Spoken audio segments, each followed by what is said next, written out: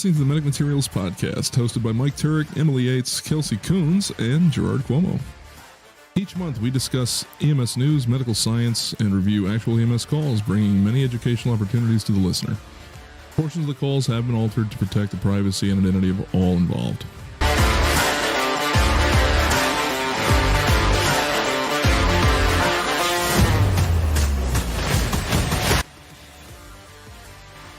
Hello and welcome everyone back to the Medic Materials Podcast.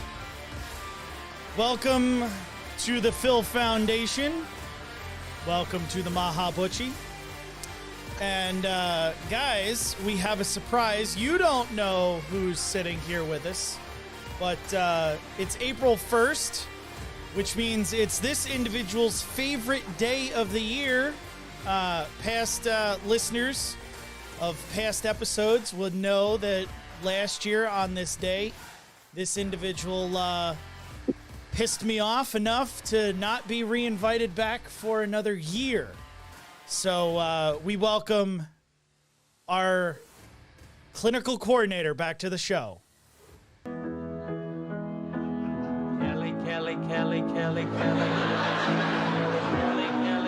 Kelly, K-E-L-L-Y. Why? Because you're Kelly of mine.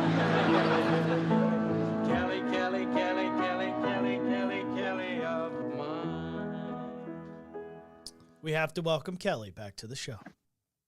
So Kelly is on the stream with us. Hopefully she'll talk a lot today, give us some good insight and knowledge on... Oh, you cannot be serious. Sometimes, Gerard...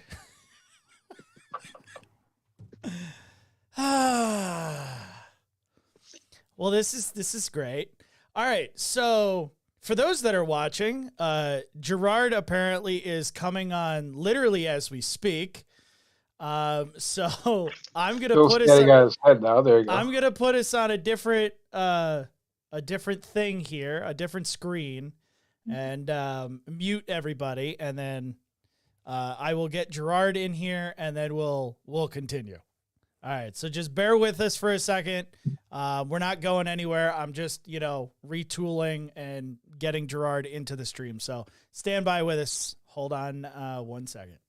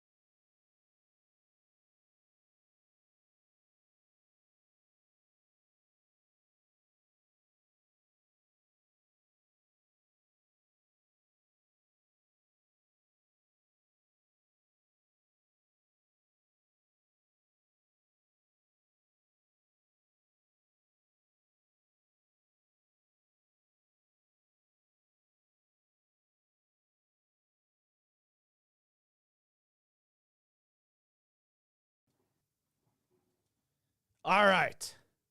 I think I fixed it. Everybody should be here now. Welcome, Gerard. How are you? I'm doing all right. There you go. All right. Let's see. Let's make sure that we can actually hear everybody here. Awesome sauce.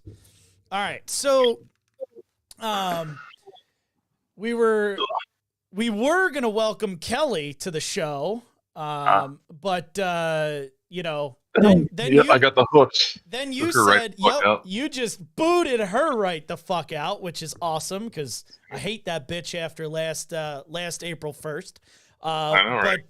But I introed the two gentlemen here with us, the Sultan of EKG's, the Mahabutchi, and the Phil Foundation, without their proper intro music. So, Mr. Mahabutchi, we welcome you with the proper Mahabutchi music.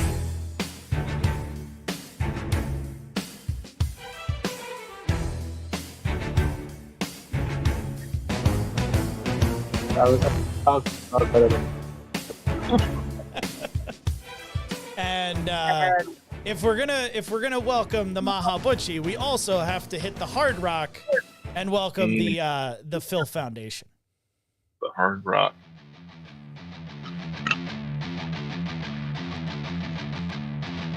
Even though all I can see right now is Phil's forehead. Right.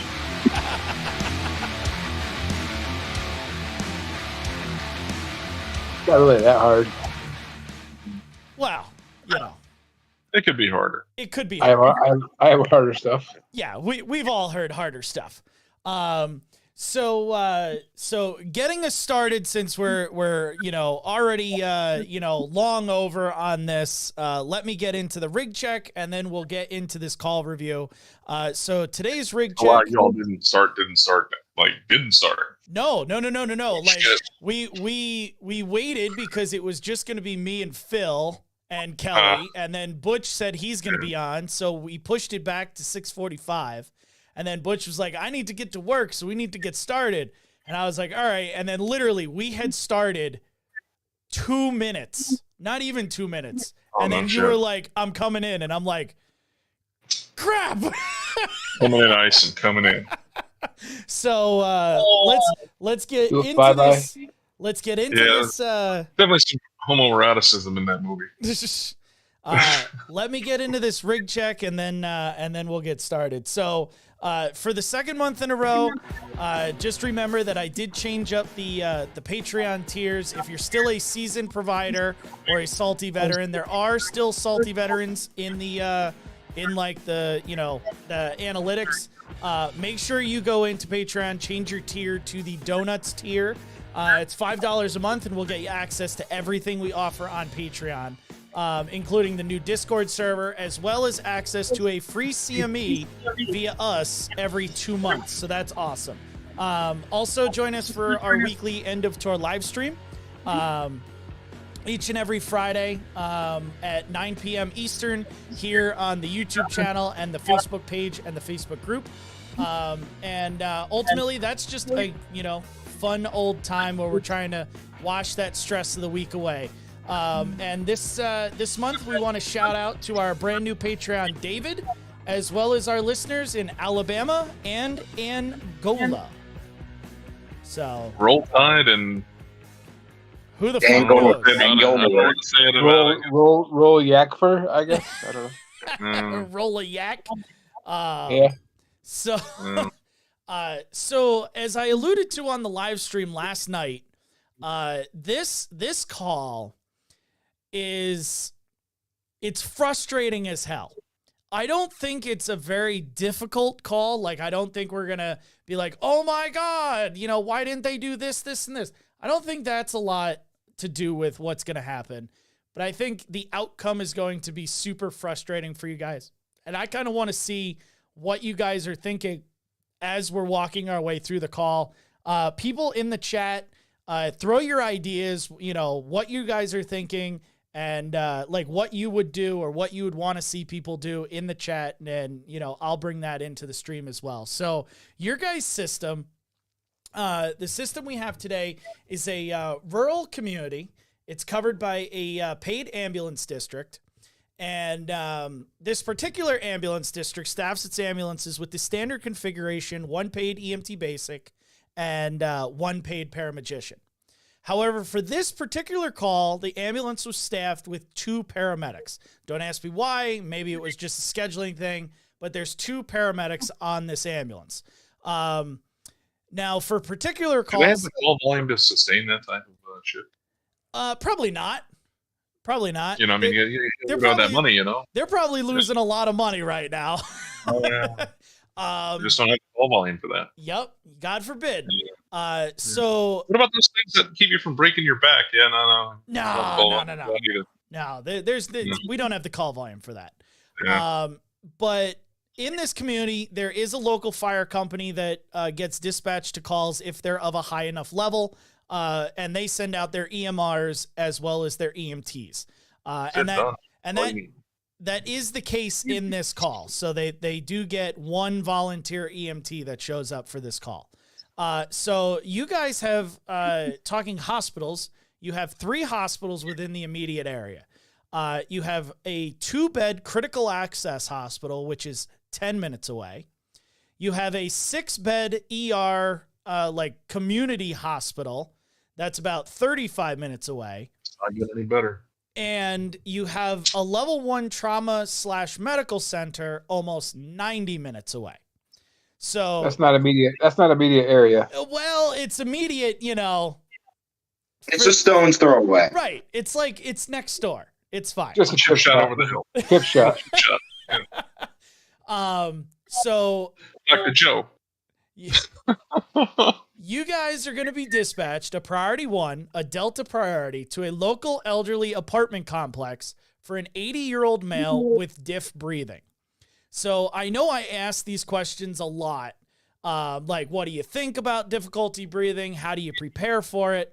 But I kind of wanted to switch it up and not specifically think about the 80-year-old with the diff breathing. But when you guys get a dispatch of adult diff breathing, what is the immediate thing that you are this is going to be the cause? To me, it's always COPD unless that's what I'm going in with. If it's an adult, I'm yep, it's COPD exacerbation until I get there, and it's not. I don't really think of the cause. What could it be? Because it could be fucking anything. They could have been, huffing paint for all I know. Yep. But but no. When honestly, I don't know. Maybe it's just me being an asshole or having a little too much bravado or something. But when I hear a breathing call come out, what was that? They're faking it. No. When I hear a breathing call come out, my first thought is, cool, I can fucking fix that. Yeah. Yep. It's one of the things that we can actually make people significantly better by the time we get them to the ER. Yeah. What about you guys? I kind of look at how the weather and stuff. If you have the warm weather, it's probably COPD, or extremely cold weather, COPD exacerbation. But like G said, it could be anything. It could be asthma, it could be an anaphylactic thing. Yep. You never know until you get there. Right. Yeah, I don't really think of the causes. So I'm the only one that's yep, it's this, and wow, I thought I would not be that. It's You're not out there all by yourself. Yep, it is what it is. So the crew ends up calling en route to this call, and they're en route for about 6 minutes.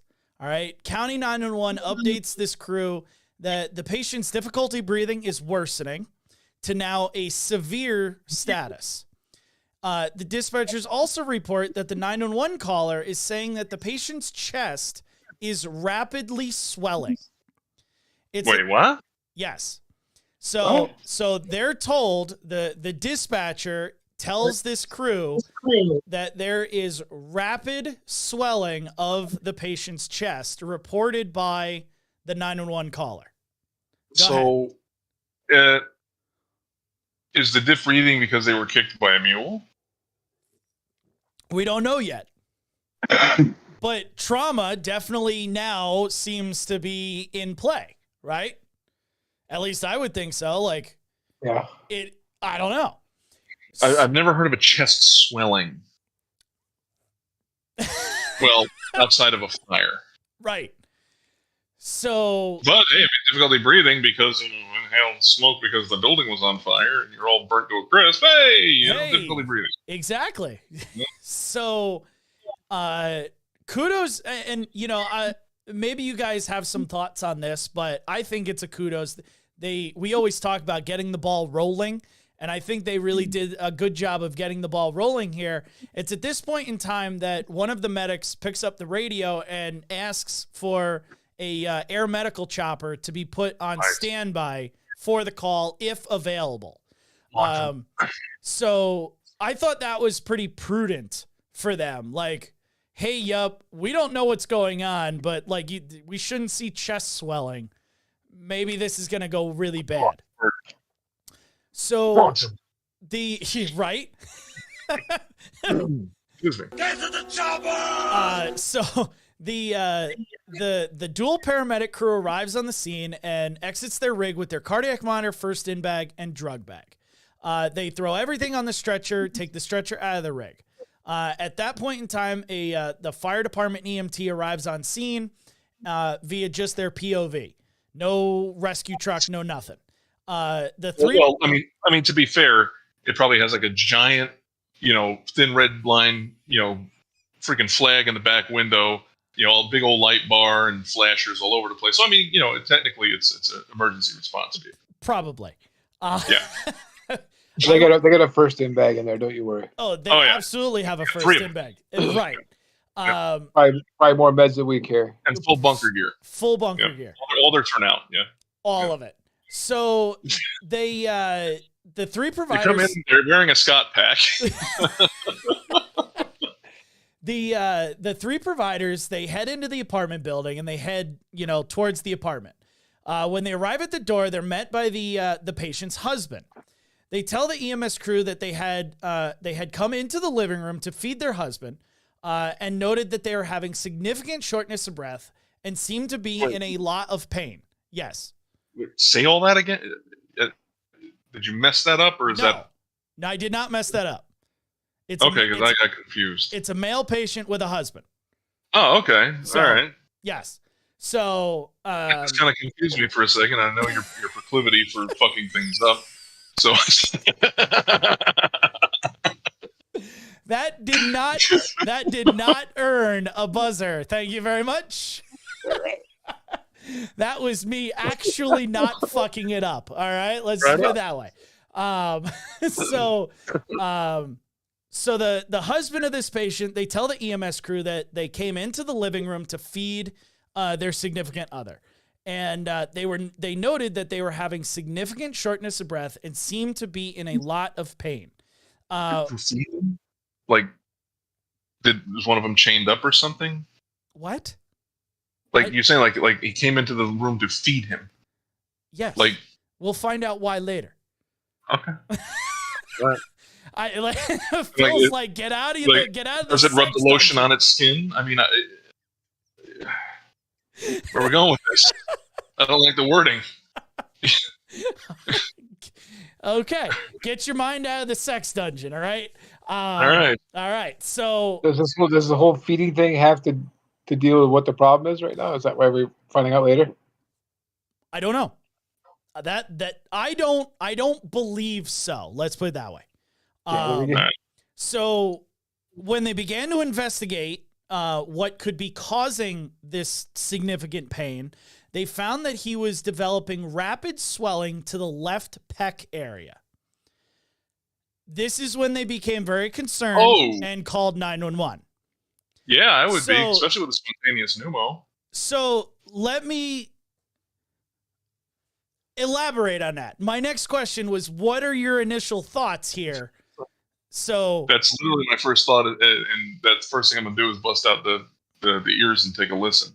Okay, I like that. Because then if I don't hear anything on that side, that's gonna kind of confirm it for me.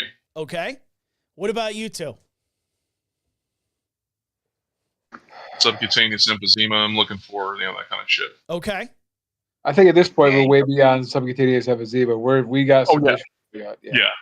We're if the whole fucking pec is swelling up with air, then and who knows, could even be hemopneuma. I mean, it could be blood too. Yep. So I don't have an X-ray, so I couldn't tell you. Yes, agreed. And from what I gathered as of right now, it's a good half inch or so above the other pec. So it's not just like a little swelling, but it's rising as this one stays exactly the same. Stop breathing.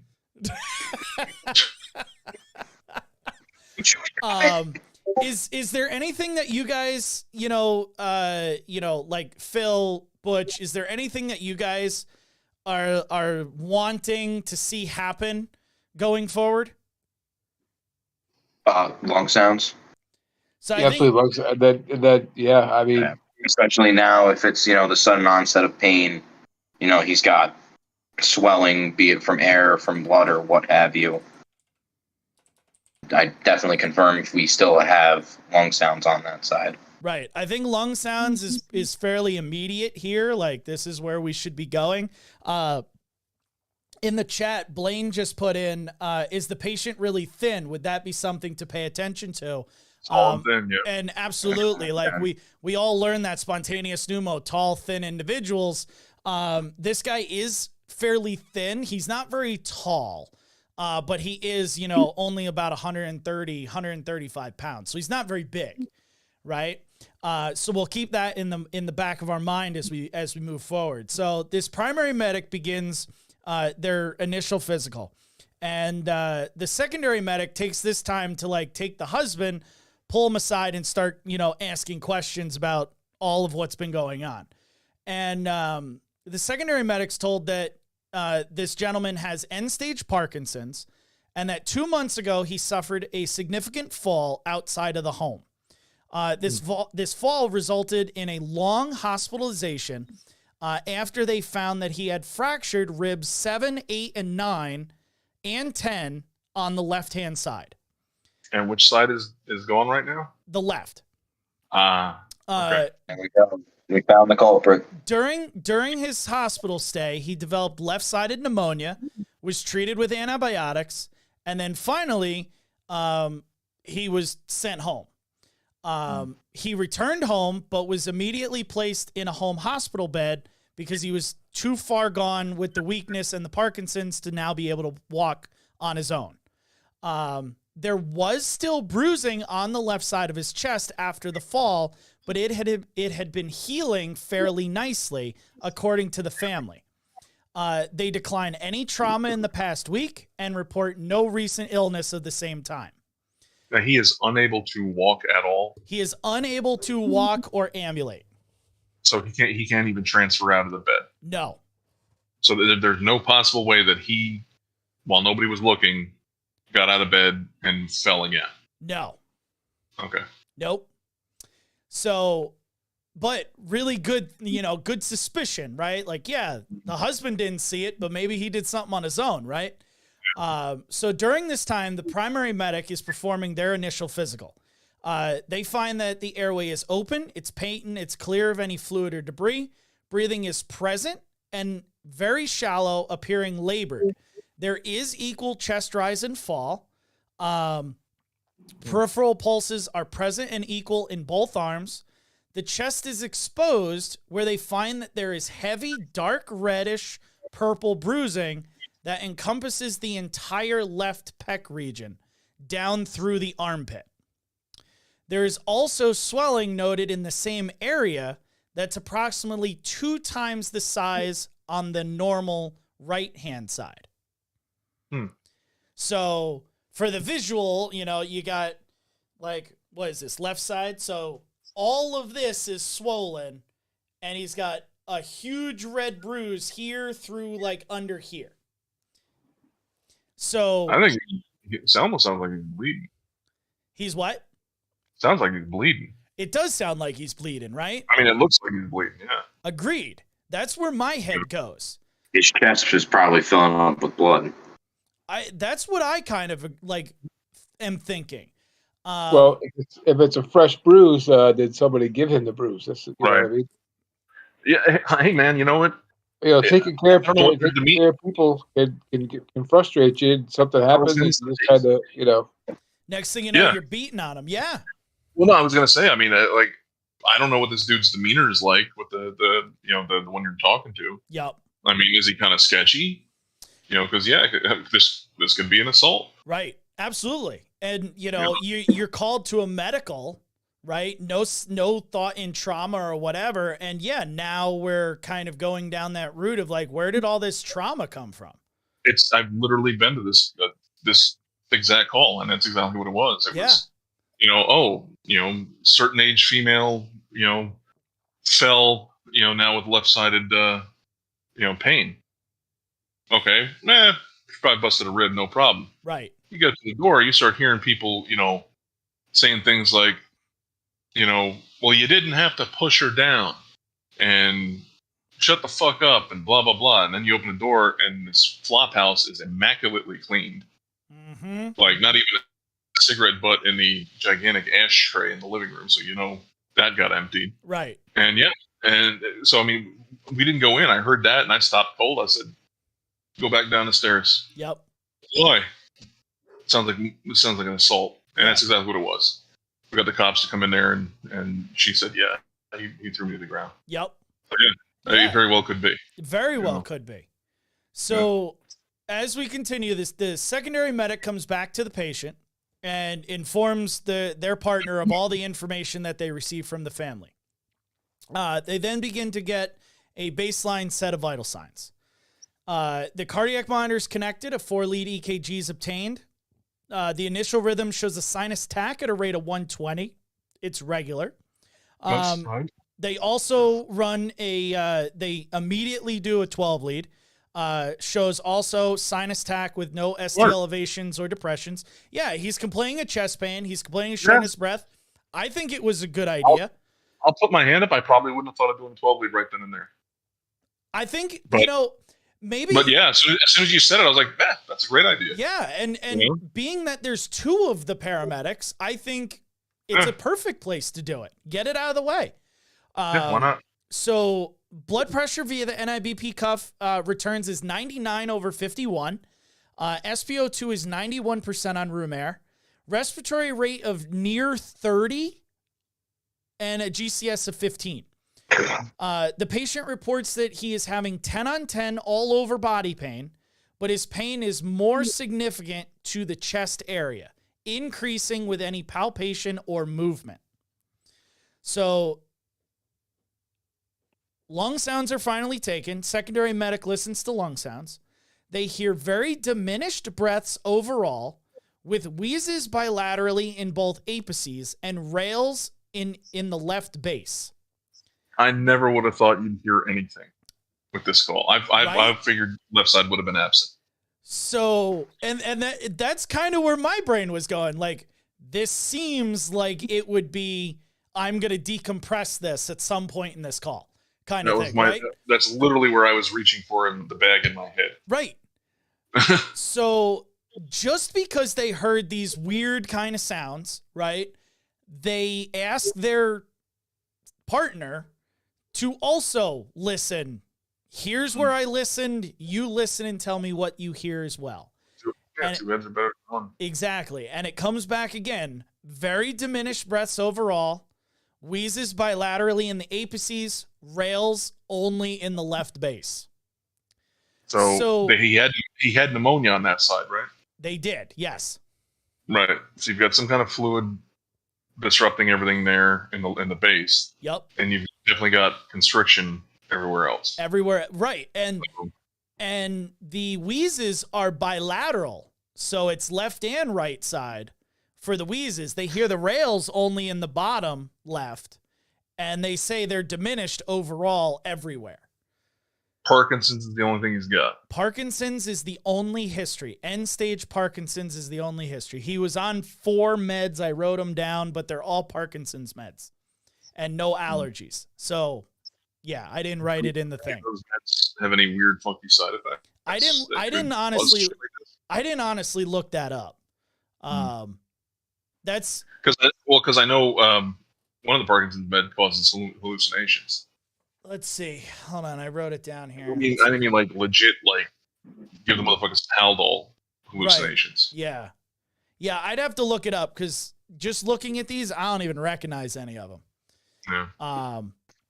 So is like with these lung sounds and this like overall presentation, is there like a differential that you guys are leaning more hard to, or is there like a evaluation that you really want to do to kind of narrow into something? I mean, I'll defer to Maha on this one, but yeah, end title wouldn't be a bad idea for more diagnostics. I like end title. As far as like, the thought process goes, I mean, I'm seeing, signs of, let's be honest, that he's tachycardic and hypotensive, so he's got he's bleeding somewhere. Yep, agreed. Yep, or losing volume somewhere. Yeah, I'm going to defer to the Maha on that one, just for confirmation, because that's what I'm thinking. Yeah, I think we're we like you say, we got some bleeding going on with the vital sides. Lung sounds. I mean, not what I would have expected. Yeah, no, because there's definitely constriction going on, but then you got the crap at the bottom. So, it's gonna be a tough. I mean, because you want to treat for that wheezing to help him feel better, but then you're gonna spike the right. Yeah, spike the heart rate back up. And if there's fluid in the base and they're constricted up top, I open them up, they might now have fluid everywhere, and now I just made it even worse. Like it's almost like the double-edged sword. Like if I don't help them, maybe they get worse, but if I do help them, maybe they get worse. So I think. Well, we also know that CPAP may help that fluid. That's what I was just thinking about. Okay. Yeah. Well, I was thinking about that for one of two reasons, because I was thinking about it for stabilization of whatever the hell is going on there with positive pressure ventilation. Yep. Right. And you're going to actually help keep the fluid from, coming over the dike, and you might actually help that that SpO2 problem too. That's actually a really smart thing. Yeah, I was not cluing in to CPAP until you guys mentioned it. That makes a lot of sense, right? You teach that, with those unequal chest rises, what do? You splint from the inside. Right. But to the providers who did not attend the Mahabuchi School of Paramedicine, I know your first thoughts are, but the blood pressure was 90 systolic, and you can't touch the CPAP. Yep. If you have gone through the Mahabuchi School of Paramedicine, then you would know that aggressive airway and ventilatory management trumps everything, because we can fix the hypotension. Right. Yep. We have fluid and drugs for that. Yeah, yep. You can't fix the rest. So as all this is happening, the patient's breathing is still worsening, becoming a little bit more shallow, a little bit more short in each breath, while he's still saying that his chest hurts, increasing with each breath.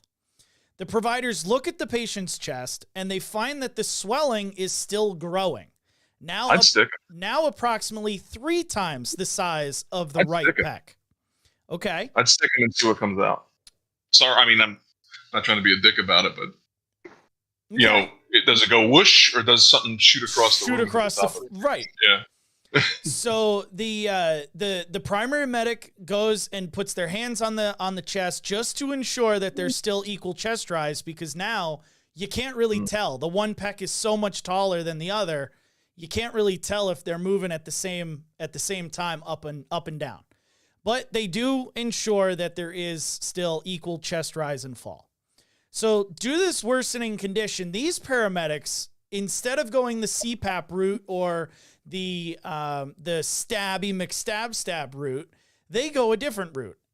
And they not drugs. Nope. sort of drugs, but not really, not in the way you're thinking. They have a quick discussion on whether or not they should RSI this patient. Oh, Jesus. So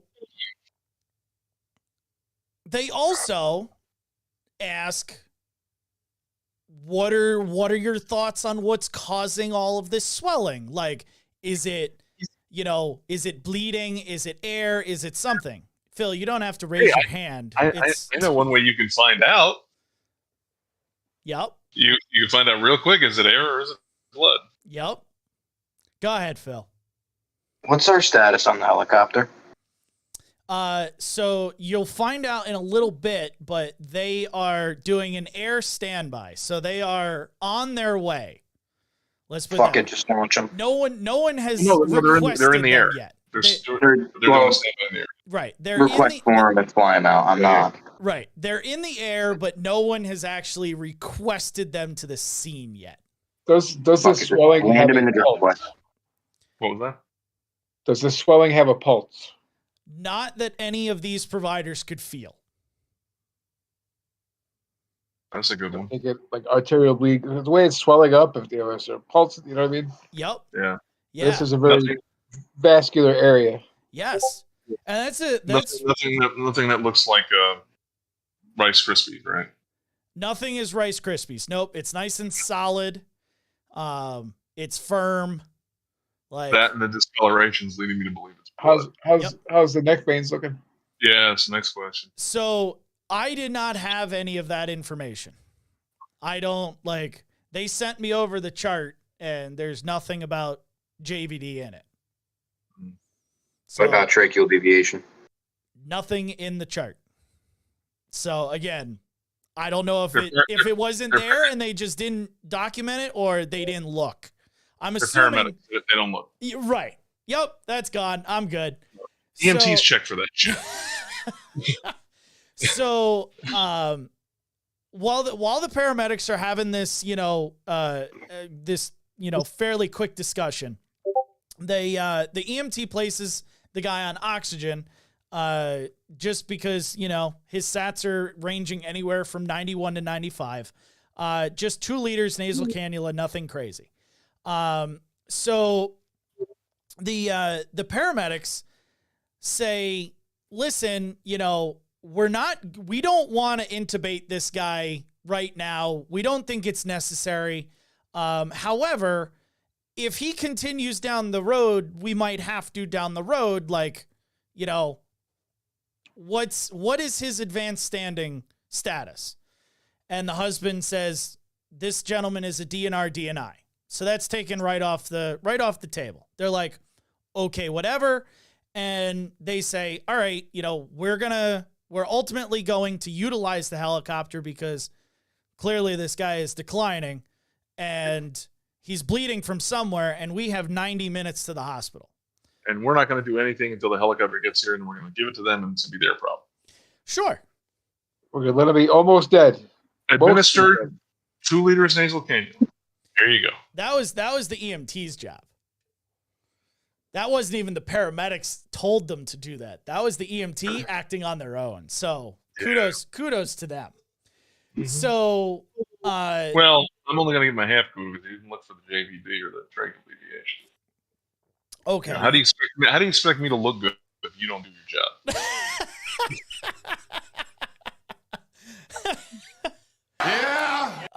So they have to save us, so we look good. Right. Absolutely.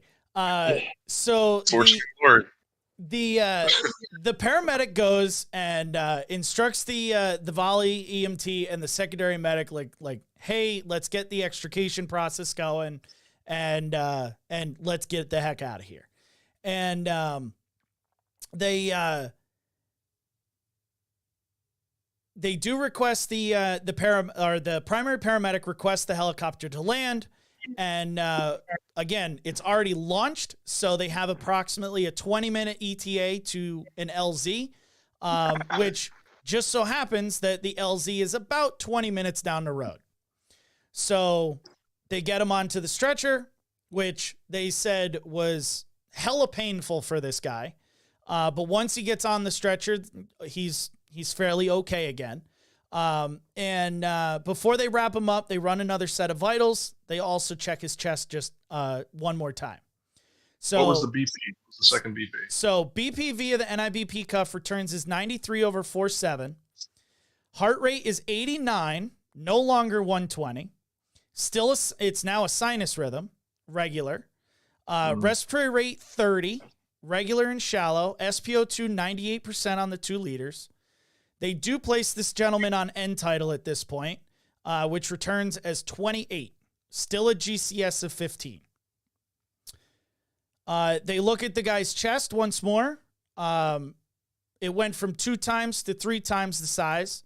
Bruising's now being expanded.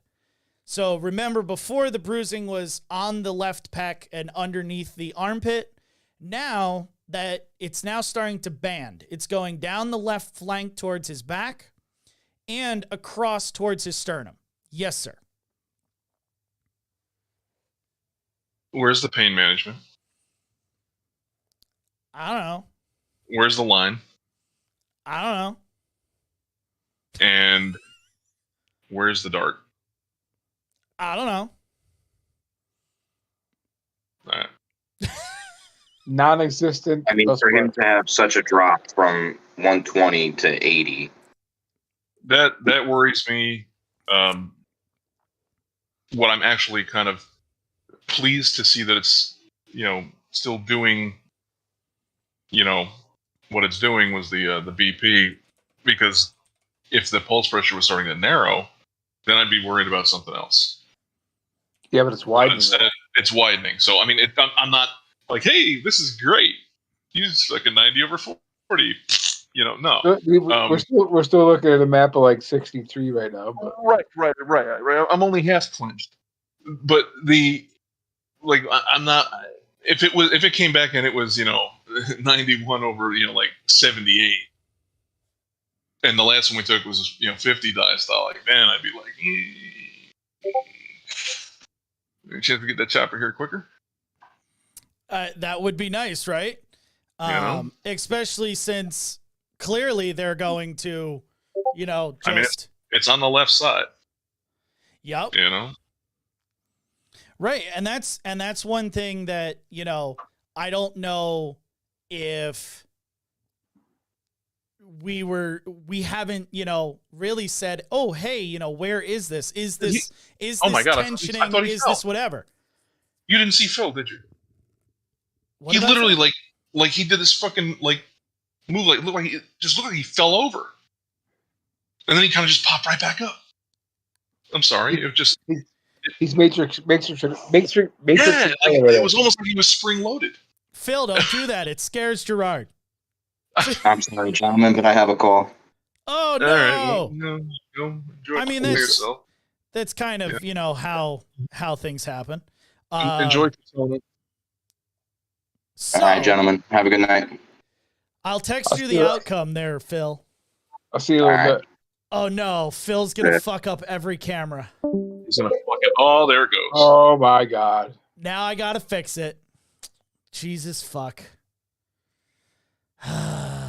Phil found it. It was just the weirdest thing, the way he moved. He just was like looking straight ahead, looking straight ahead. He just went like right out of the frame. When you watch the replay, you'll see what I'm talking about. And I'm like, he's like doing some fall? It's like Matrix. He's like, he's been doing that a little bit tonight. Right? I was like, did he fall? All right, let's get it. You have a one? Call me an ambulance. All right. Whew. That was an easy fix. I'm not fixing everything. I'm just just get it. We're good. We're good. All right. So as we move forward, the helicopter, they're going to set up an LZ 20 minutes down the road. Apparently that was the only place they could land. Nice, whatever. So they should arrive right about the same time for all providers. So they get them onto the stretcher. Like I said, they run that other set of vitals. And then let's see. going down here. So the banding on the bruising, right? It's down his left flank towards his back. It's now going like underneath the left pec towards his sternum. All of this bruising is still heavy red and purple in color. The providers get him outside. And they begin transport. All right. Both medics get in the back. This volunteer EMT gets up in the front, starts driving their truck to the LZ. We'll be at the LZ in like by 5 minutes in. Right. Exactly. So the secondary medic goes ahead, places an 18 gauge into the right forearm.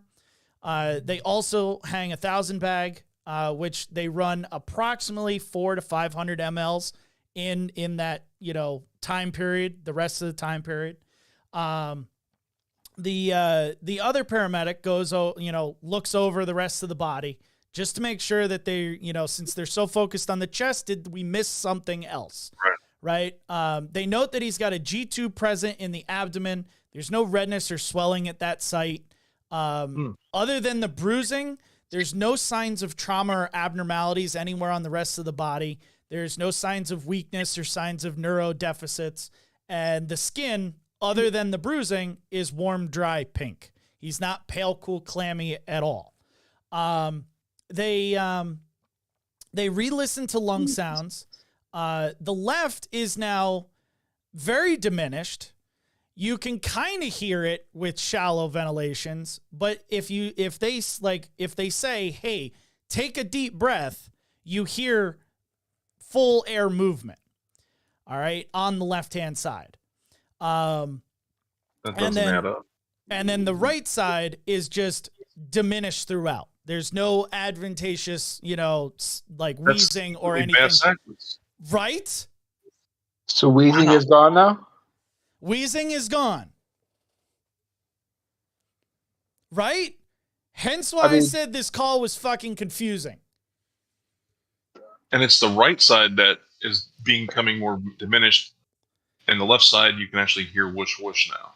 So it's still very, like, you can't hear it like whoosh whoosh, like it's super clear. These guys are saying that it's still diminished, but you can't really hear it if he's breathing shallow. But if he breathes like, you can actually hear a diminished lung sound. And the right side is just diminished with no wheezing, like there was wheezing prior. So I'm not a pulmonologist, but I'm pretty sure this is a bad thing. Right? When things don't add up, it's typically a bad thing, right? I mean, you think about it. I mean, human beings, you want to talk about homeostasis all the time. That's pretty much, we're usually A plus B equals C when it comes to the physiology of the body. When you have something like this, it's completely fucking ass backwards. It's gotta be there's gotta be some bad shit coming. Right. Yeah. Yeah. This isn't just some little thing to a little butyrol. Right. And it just goes away. Hey, drive faster. Right. Oh, yeah. Let me give him some Decadron. It's fine. He'll be fine. No. So, they let's see. Where the heck did I leave off? Okay, so they do vitals because now it's like on a 5-minute rotation. The next set, BP returns is 95/61. Heart rate maintains at 85, still a sinus rhythm on the monitor. Respiratory rate increases to roughly like 40. Still shallow. SpO2 is 98%. End tidal 26. They also take a blood sugar at this point. Why? I don't know, but it returns as 260. Good for them. While this, they knew as soon as they freaking got the patient into the fucking hospital, the first thing the nurse was going to ask is, what's his blood sugar? Yeah. Yep. Yeah. Oh, it's a vital sign. Let me check it off my box. Bullshit. Oh, my patient had someone tear his fucking arm out and beat him with it. His blood sugar was 130. So the now that there's an IV established, the primary medic gives 50 micrograms of fentanyl IV for the pain. they have the chest exposed. So they're looking at the chest again. They notice that, it's still equal rise and fall. And the left side is now about 4 times the size of the right. The entire pec is one big bruise, and the band has reached underneath the middle of the sternum, and it's reached around to the start of the left side of his back. At this point in time, they arrive at the LZ, where the air medical team is waiting. The flight crew enters the rig, and they, hand over care, give a full report. The flight team switches over to their equipment. They do their own, detailed physical. They don't find anything that these paramedics didn't already find. They tell the ground medic, like, hey, you still got 50 of fentanyl in your vial. Give it. So the guy gets another 50 mics of fentanyl. Right before the flight team leaves, they take another set of vitals because it's their initial set. Right. This is the last one that I have. The BP returns is 99/63. Heart rate remains at 85. Respiratory rate's 24. He's fixed. What was that? He's fixed. Good. Yep, totally fixed, right? Give him pain meds, he's fixed. Yeah. SpO2 is 98%. He's still on the oxygen. They switched over the end tidal. That remains right around 25. So the flight team gets him over into their aircraft. They lift off. They transport him to the medical center, which is approximately a 25-minute flight. So the really cool thing about this call is that this crew was able to get me the updates from the hospital as well as the aircraft crew. So I have more information than I typically do at the end of calls. So during the flight, the swelling increased to about 5 times the size of the right pec. The band of bruising expanded across the sternum to just underneath the right nipple. No expansion was noted on the left flank. So nothing onto the actual back, just across the front. The flight nurse reported that they did not hear any breath sounds on the left side by the time that they landed, though he exhibited no signs of attention pneumo.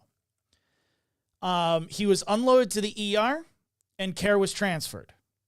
So before I get to the hospital update, what do you guys think overall?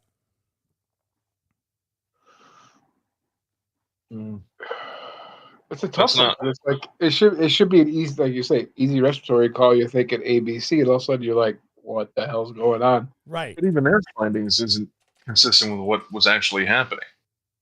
Because they're saying that there was nothing going around anything other than the left flank. So, and yet we were reported them seeing it, like creeping around the back. Nothing further. Nothing further on the left flank. So it didn't grow. It only grew on the front. Yeah. I mean, a pneumo. I mean, at this point, you get up in the air, it's going to make that thing worse. So yeah, less pressure. I mean, but it's not that significantly less, unless they're going up like above 6,000 feet. Right. Which I mean, they're not gonna do that. So the update that I have, and this is what makes me blow my mind. UTI. So the flight team gives another 200 micrograms of fentanyl during transport for pain management, right? They did not do any other interventions other than run some more fluid, give some more fentanyl. When they drop them off, they gave their report to the ER staff, and it was explained as though they were, they said like, hey, the bruising, the swelling was getting bigger. It was expanding. It was getting worse. That's what ground EMS saw. That's what the flight team, saw and told the ER. And the ER was just like, yep, sure it was. Whatever. Go Completely away. Didn't believe the flight team on this story. So the ER, they admit him after finding that none of the original rib fractures that he's had from 2 months ago have healed. They admit him for a period of 4 days, and then they send him home. There is no mention of bleeding, causes of bleeding. There's no mention or treatment of any of the banding or why it was caused or anything. Surprised they didn't call it COVID. Right? So it's like, so now I'm sitting here and I get this call, and the update, when I originally received this call, I'm reading it and I'm talking to the crew about it, and they're like, yeah, we don't have an update yet. And I'm like, okay. I'm thinking like you guys, this is like a hemothorax, it's a pneumo, it's a hemopneumo, it's spontaneous bleeding. Like, I just want to know what kind of bleeding this was. I'm probably completely thinking outside my ass, but did this, like, the guy was alert and talking, right? Yep. He didn't mention, like, he didn't feel like maybe he got bit or stung by something? No. Okay, I'm just spitballing. I mean, because the wheezing is kind of like, it just doesn't seem to fit anywhere. Right. But now, it went away by itself. Swelling, But, hypotension, swelling, wheezing. I'm starting like, maybe it's some weird kind of fucking allergic reaction. I don't know. I mean, and you're not, I mean, yeah, this could be like a cardiac asthma type thing too, in that the wheezing is there because there's some sort of fluid in there and they're closing down. But then all of a sudden he doesn't have fluid anymore. I don't know. This call, I have no idea what to think about this call. How was that to speak? Sorry, go ahead. I didn't hear that. Yes. I don't understand because his symptoms, although got better, he got worse. You know what I mean? Like, right. Wheezing went away, the rails sort of went away, but he was getting worse with no interventions. Like, they just threw oxygen on and said, drive fast. Right. And nothing else was done. Yep. Usually you have to throw meds at that to make things better. He's getting better, but why? Right. Right. But yet, like, he's getting better, but yet his symptoms are worsening. Right. Like, and to me, I'm sitting here and like, I understand where you guys are thinking, like, decompress. Honestly, I'm going to be like straight up fucking, like, I have no doubt in my mind that, and I know maybe in this case, I probably would have been wrong. I wouldn't have known it at the time, but here we are in this setting. I'm sure it's probably going to be wrong, but yeah, I probably would have fucking stuck it. Yeah. Just from based on what I saw, I would have freaking put one in. So what was it overall that would have made you think like that? I'm just curious.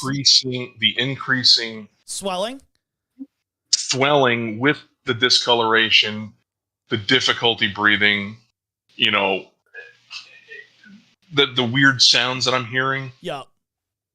It's all leading me to believe, hey, something's going on. Plus the recent history, maybe they missed something and it punched through or whatever. I don't know. Or maybe he's just one of those guys that has, the bleb and off it goes. Right. So, just based on what I saw, before we started heading down the road, I probably would have fucking put one in and see what comes out. Yeah, I would have been intrigued to see. I would have enjoyed to see what that would have done, because is it just gonna have blood? And then you're thinking, okay, well, is it in the lung or did I not reach the lung? Because I mean, those 14 gauges, they should reach, but now there's, 2 inches, 3 inches of swelling on top. But I was thinking I probably would have went.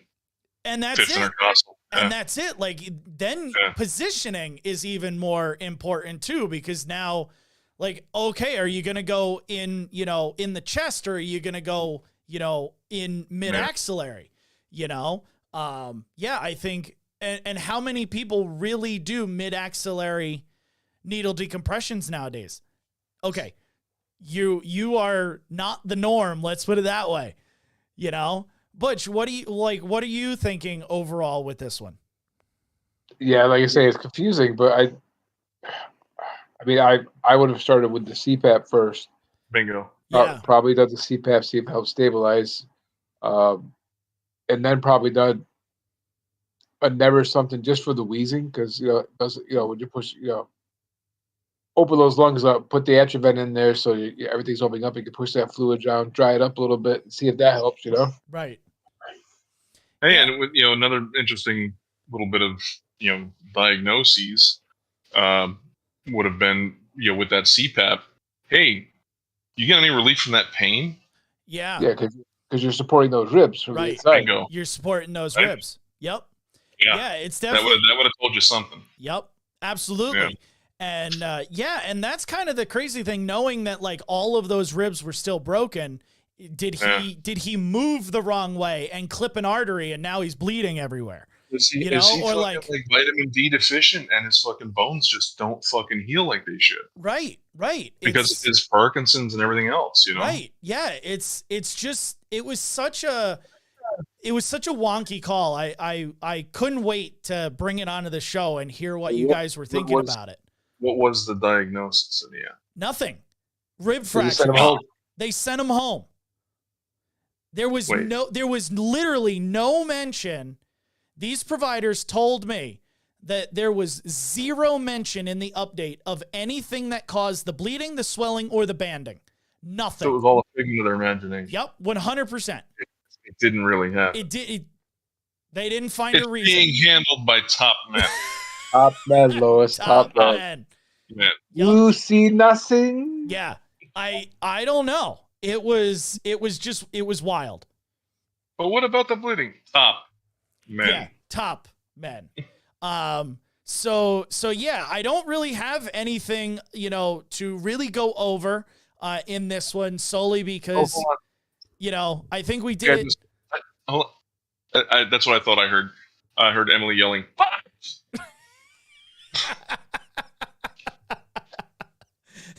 Hey, at least we got her blood sugar and there were no wet bandages. All right. That is true. She should have been here instead of been at the Rangers game. So that's her fault. But I appreciate everyone for tuning in. If you're watching on the Even live, though we have no answer for you, but sure. Okay, how many times do pool or a pond would be good for you. How many times do we get to bring a episode where we don't actually know? We always know. This is like one of like 3 where we're like, fuck if I know. It was interesting. And the outcome infuriates me because I want to know. Like, it infuriates me. Yep. This is where you need a little clip in your little board there that pops up with the little clip from Starship Troopers, where, do you want to know more? Yeah, right? Yeah, watch this episode where we talk about things that we actually know the answers to. Yeah. But yeah, if anyone, comes up with something, you're free and welcome to email the show, info.medicmaterials@gmail.com, and and send me information. So thank you all for joining us again, and we will see you on the 15th of the month? Yeah, the 15th of the month. So kudos to everybody and stay safe. Friday too. And that's right, the end of tour next Friday. So Gerard, lead us out. Numo Donuts.